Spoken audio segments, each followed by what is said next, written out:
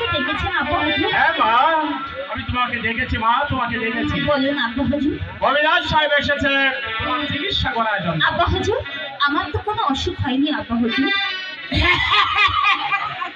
তবে যে রাশেদা বলল। মালা, তুমি এদিকে এসো।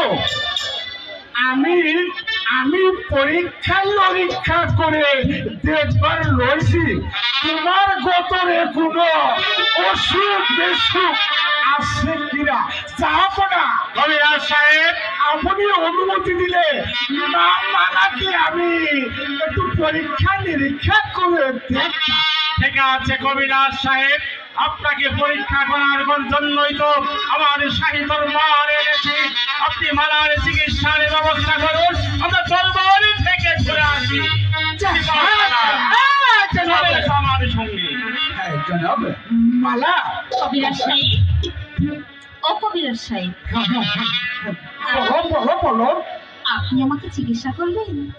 চিকিৎসা করবার যখন আসেছি, চিকিৎসা করবো মানে কি? এদিকে আসুন কবিরাজ সাহেব, একটু বসেন তো কবিরাজ সাহেব। ওখানে বলবো।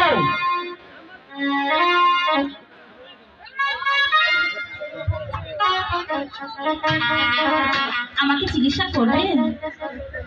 সত্যি? চিকিৎসা করাই হলো আমার কাম। আমার আপনার কাম। চিকিৎসায় আমার কিচ্ছুই হবে না। তাই নাকি? দেখি কিছু হয় কি না হয়।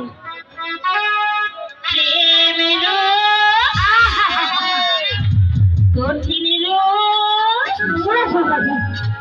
সহজে তো ছাড়ে না, ছাড়ে না?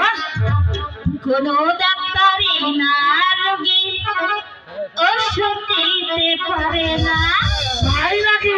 আরে না রে না রে, সহজে তো ছাড়ে না, আরে না রে না, সহজে তো ছাড়ে না। প্রেম রোগ কঠিন রোগ, প্রেম রোগ কঠিন রোগ সহজে তো ছাড়ে না, কোনো ডাক্তারি না রোগ